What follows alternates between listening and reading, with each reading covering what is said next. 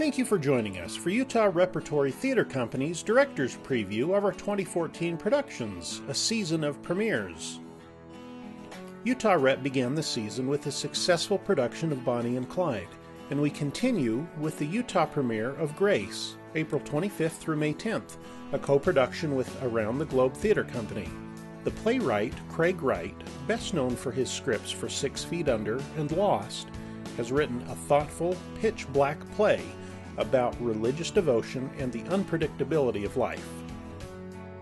The first in the state production of the Pulitzer Prize and multiple Tony winner, August Osage County, runs August 15th through 31st.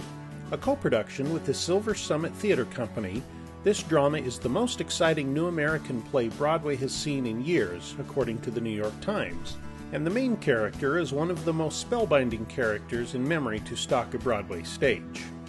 With title of show, we take you behind the scenes with a cute little musical about writing a cute little musical, running November 7th through November 22nd. The New York Times calls this musical a 21st century update of a putting on of shows like Rodgers and Hart's Babes in Arms or Cole Porter's Kiss Me Kate. And we end our second season with the Utah premiere of the popular rock music-influenced Bear, January 16th through 31st, 2015. The musical has been called breathlessly energetic and an obvious labor of love. Bear examines the consequences of bearing your soul, or hiding it, from those who matter most. Grace did fairly well with the critics when it went to Broadway. It starred Paul Rudd, Michael Shannon, and Ed Asner. Craig Wright is the playwright for Grace, and he is most famous for 6 Feet Under, for being the showrunner and main writer for 6 Feet Under. He also contributed scripts for Lost and several other pieces. He's a well-known playwright, primarily a West Coast guy. Unlike some of the West Coasters we've worked with, though, in the past at Utah Rep, he isn't one that is dismissed immediately when he goes to New York. The play actually takes place in 2 different apartments at the same time.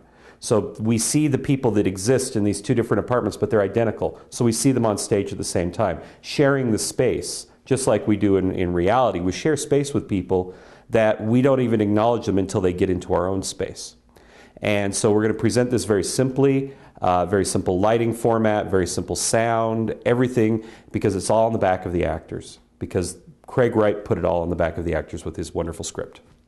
One of my film professors once told me that great theater leaves you asking questions.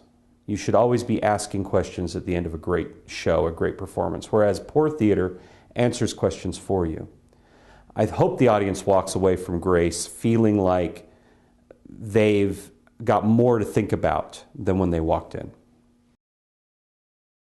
I fell in love with August Osage County when I first read it a few years ago.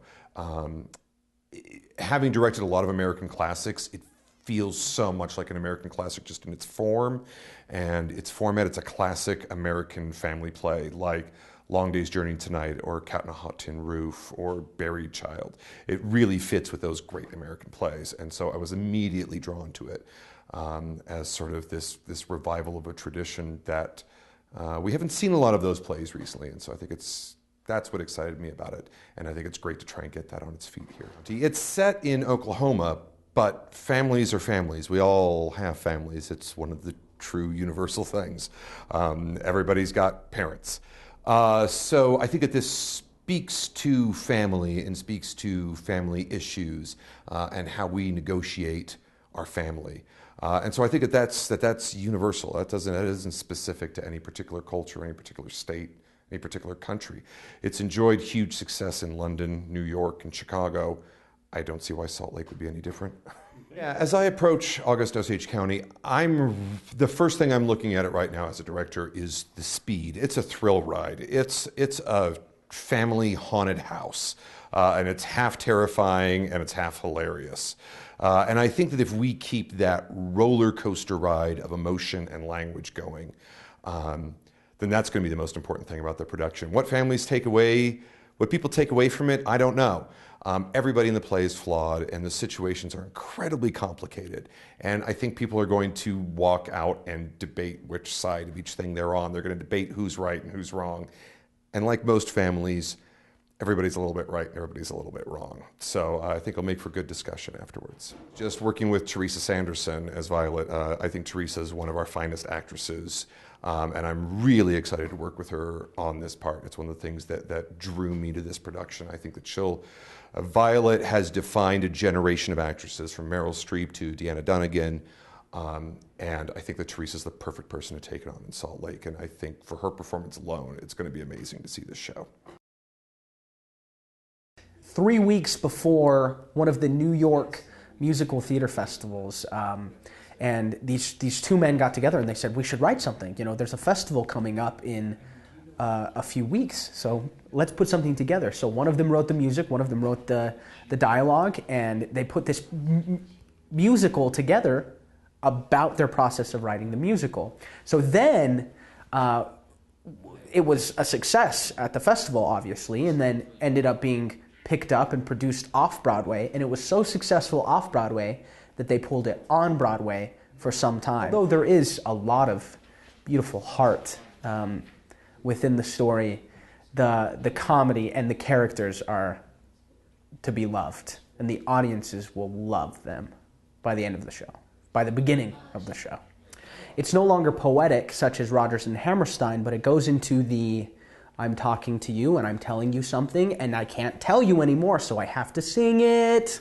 And it develops into a song, and then the songs are very much conversational, which is, you know, a lot more of the popular musicals of today, you know, Next to Normal, Spring Awakening, and a lot of the musicals that are exciting, and the music is comedic, upbeat, live. The piano player is sitting right there with them the whole time, so they get to play with that nuance a lot, which is really fun, and it's beautiful.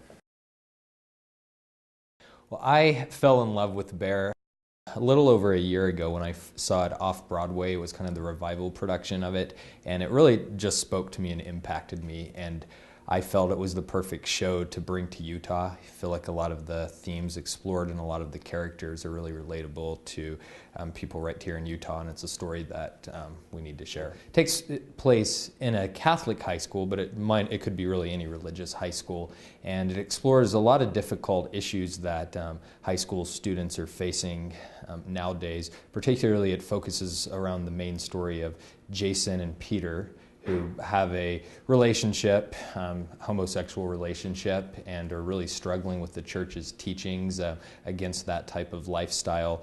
And the church kind of comes down on them. They get a lot of rejection from classmates, parents, and it's really interesting it's a topic that really I felt needed to be explored further and would speak to a lot of people here.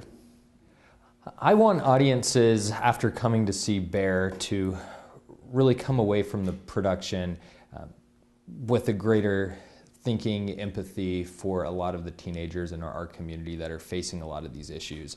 I feel like there's a tendency to kind of keep some of these topics hidden or kind of pushed under the carpet, so to speak, and this really make some audience members confront some of these issues head on, and I think it can create a greater level of empathy and understanding. It's definitely garnered a national following. There's a lot of people that just are in love with the musical and travel from state to state, or there's groups online of when Bear's popping up somewhere, that groups will go out and travel. So Bear is a rock musical. It's actually listed as a pop opera, which essentially means almost the entire score is sung from beginning to end. There are some spoken dialogue scenes, but almost the entire show is sung the entire way through. The music is very similar. I would definitely compare it to a Rent or a Spring Awakening-esque type of musical, where very contemporary electric guitars, drums, contemporary flavor to the singing and stylizing. So